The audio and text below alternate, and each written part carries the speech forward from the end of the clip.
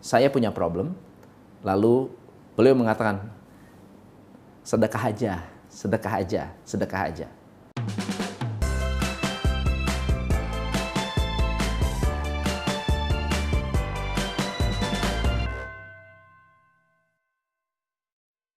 Hai, saya Tom MC Ifle, founder Top Coach Indonesia. Hari ini kita akan membahas mengenai hubungan antara bisnis dengan sedekah.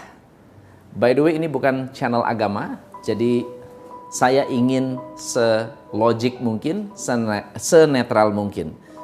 Ilmu ini saya dapat dari mentor saya. Pada saat saya hampir berhenti, saya hampir melakukan apa yang disebut menyerah. Saya mengenal seseorang di Bogor yang hari ini sudah tidak ada, yang selalu mengingatkan saya untuk berbagi, yang selalu mengingatkan saya pentingnya sedekah. Beliau adalah salah satu pengusaha yang sukses. Beliau adalah orang yang dipercaya oleh almarhum Bung Karno, yang juga memiliki kekayaan yang cukup luar biasa. Keluarganya adalah keluarga yang kaya. Tapi ketika saya bertemu dengan beliau, beliau selalu mengingatkan tentang sedekah. Jadi waktu itu saya punya problem, lalu beliau mengatakan, sedekah aja, sedekah aja, sedekah aja. Tahun 93 saya bekerja di airport. Lalu kemudian pernah suatu hari ini malam-malam. Jadi dari Bogor saya mau naik bus pergi ke Cengkareng, tidak ada bus. Nggak ada bus. Oke? Intinya kalau saya bisa nyampe Jakarta aja, sampai Jakarta pasti bisa banyak banyak transport untuk pergi ke Cengkareng, ke airport. Jam 9 posisinya, lalu kemudian saya ada di terminal bus Bogor. Bus kosong, yang ke Kampung Rambutan pun nggak ada. Entah kenapa. Lalu kemudian saya telepon mentor saya ini. Saya bilang, aduh, saya panggilnya Mas. Mas, saya lagi ada di Jakarta, saya lagi ada di terminal Bogor. Ada teman atau ada siapa nggak yang bisa bantu saya mau pergi ke Jakarta? Dia bilang, waduh, kalau jam segini udah nggak bisa. Dia bilang, udah nggak ada. Karena beliau punya supir udah pulang. Lalu kemudian saya tanya, waduh gimana ya? Dia tanya gini, kamu punya uang berapa di kantong? Di dompet ada duit berapa? Saya ada 200.000. Dia bilang, sedekahin aja.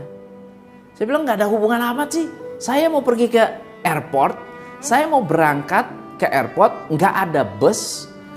Waktu itu Damri nggak begitu populer. Saya nggak ada bus dan suruh sedekahin. Ah, udah nurut aja. Saya sedekahin. Ini true story, tapi nggak 100%. Saya sedekahin 100.000. Waktu itu 100.000 besar sekali. Jadi dia bilang gini, udah lu cari orang buta, cari anak terlantar, carilah, pecah-pecah tuh duitnya, sedekahin aja. Saya bilang ini bener-bener nggak masuk akal. Lalu kemudian saya ikutin lah, iseng-iseng. Namanya anak muda, waktu itu masih muda banget.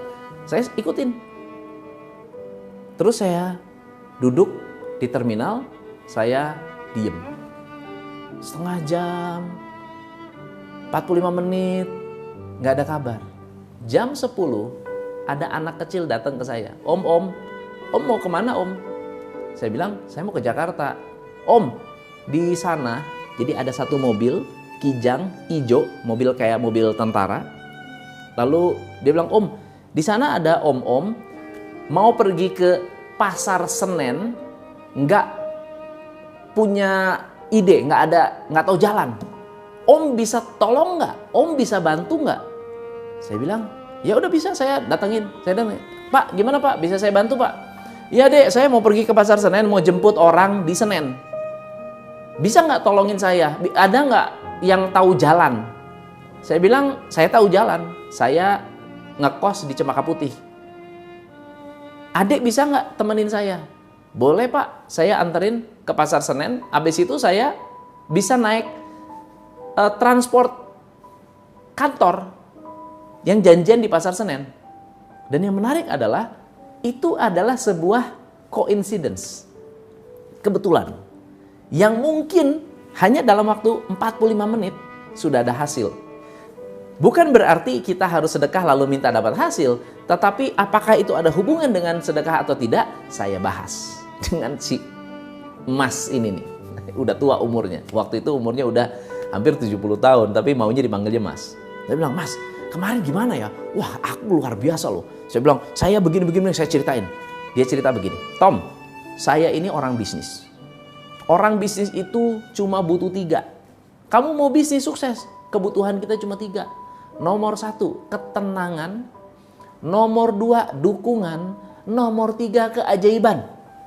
Kamu dapat 3, bisnismu sukses.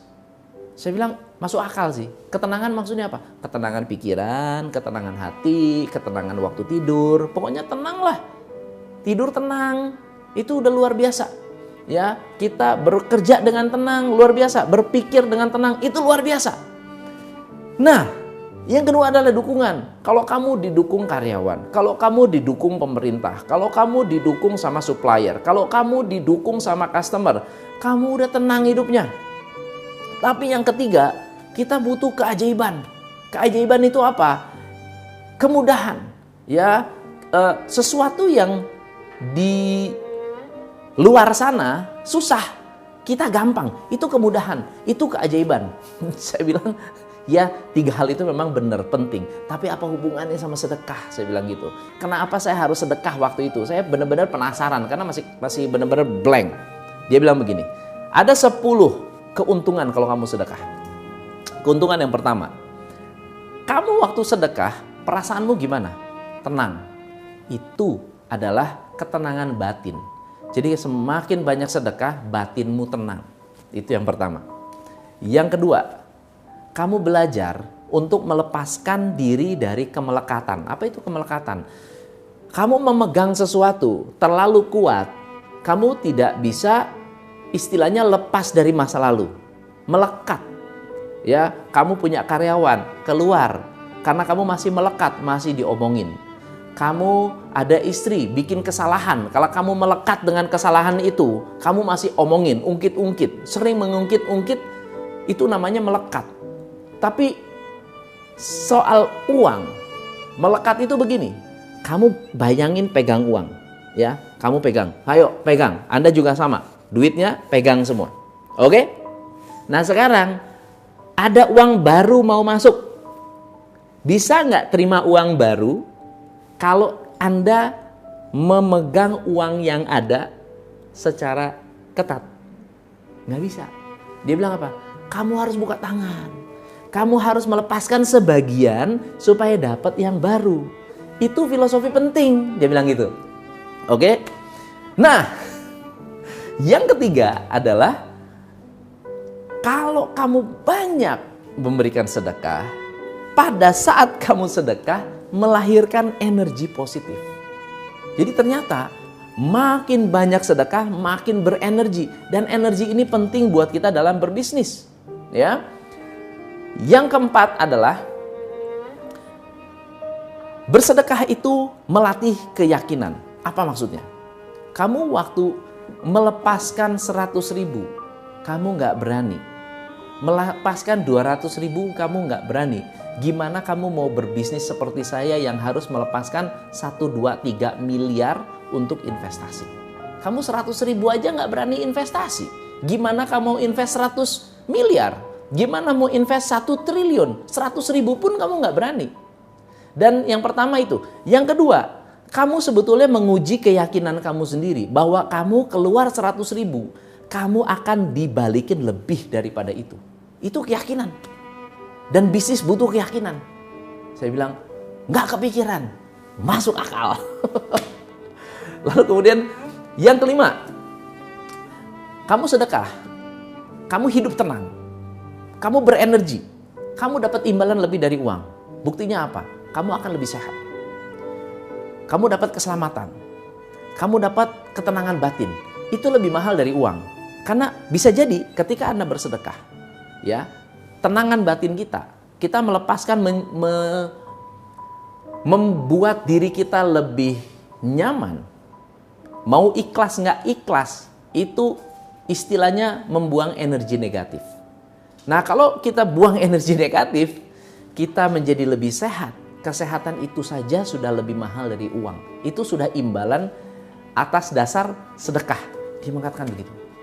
Saya bilang masuk akal. Masuk akal. Yang keenam, sedekah itu melatih keikhlasan. Jadi latihan. Saya ikhlas 100.000, besok-besok ikhlas 200.000, besok-besok ikhlas sekian.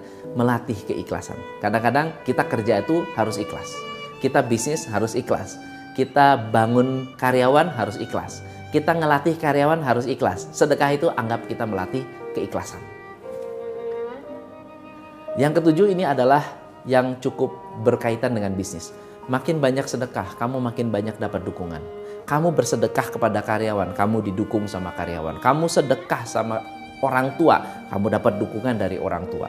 Kamu sedekah sama fakir miskin, kamu dapat doa dari fakir miskin. Kamu sedekah sama orang miskin, sedekah dengan yatim, sedekah dengan orang yang nggak mampu, ya kamu dapat dukungan dan doa dari mereka walaupun tidak terucap. Itu semua adalah sebuah dukungan. Dalam bisnis kita butuh 3. Ketenangan, dukungan, keajaiban.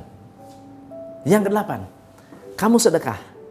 Orang yang nerima sedekah itu belajar. Belajar apa? Belajar untuk nggak pelit. Kamu sedekah mengajarkan orang untuk tidak pelit. Dan yang menarik, kamu lihat semua orang kaya. Orang-orang kaya di luar sana, orang kaya di dunia. Mereka adalah orang-orang yang rajin sedekah. Itu bukan kebetulan. Kenapa? Karena mereka tahu rahasia-rahasianya. Yang ke-9, dia bilang begini, sering sedekah, sering dapat kejutan. Kalau kamu mau dapat kejutan, sering-sering mengejutkan orang. Saya bilang gimana caranya? Kalau kamu parkir bayar berapa? 2.000, kasih 20.000. Yang parkir dapat kejutan, suatu hari kamu juga sering-sering dapat kejutan. Kalau kamu bisa kasih 50.000, kasih 50.000. Nggak ada salahnya memberikan orang sebuah kejutan positif.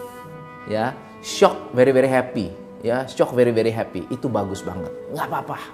Ini yang ke-10 ini yang paling saya suka. Dia bilang, kalau kamu sedekah, kamu nggak pernah miskin. Kenapa? Nggak punya uang pun kamu sedekah, kamu lebih kaya daripada orang yang pelit. Kamu lebih kaya dari orang yang nggak bersedekah. Saya bilang, masuk akal. Dan semua hal ini sebetulnya adalah keajaiban. Saya mau tanya, kamu bisnis, kamu kerja, waktu itu saya di travel. Kamu di travel, menurut kamu, customer yang datang, yang dadak-dadakan datang ke tempat kamu beli tiket, itu atas dasar apa? Promosi? Iya, tapi mungkin nggak orang promosi nggak efektif? Ya mungkin. Mungkin nggak orang promosi tetap nggak suka? Ya mungkin. Jadi orang yang datang sebetulnya adalah keajaiban. Semua konsumen yang datang adalah keajaiban. Semua tim yang mau kerja sama kita adalah keajaiban. Kita bisa buka bisnis adalah keajaiban. Karena kalau dipikir-pikir, itu satu hal yang susah. Satu hal yang mustahil. Kalau nggak percaya, kalau kamu benar-benar pikir itu bukan keajaiban, kamu datang ke pinggir jalan, orang yang nggak punya pekerjaan, kamu bilang, kamu mau nggak bekerja? Suruh mereka datang ke tempat kita. Kita gaji. Belum lama bisa resign, bisa keluar. Kenapa? Karena memang bukan jodohnya. Jadi jodoh adalah satu keajaiban. Dan saya bilang, hal-hal yang saya pelajari dari beliau, filosofi-filosofi yang saya pelajari dari beliau adalah filosofi yang menurut saya sangat powerful. Dan mungkin senang sekali kalau saya bisa berbagi dengan Anda di luar sana. Dan kalau Anda suka, Anda boleh share, like, subscribe. Jangan lupa sharing di grup-grup teman-teman Anda, grup alumni, grup mungkin grup teman-teman lama, grup sekolah, dan seterusnya. Supaya banyak orang bisa belajar dari ilmu-ilmu yang basic seperti ini. Kalau Anda suka, komen. Kalau Anda punya pengalaman dengan sedekah, please share di komen. Dan siapa tahu kita punya pengalaman yang sama. Saya Tom MC Ifle, salam pencerahan.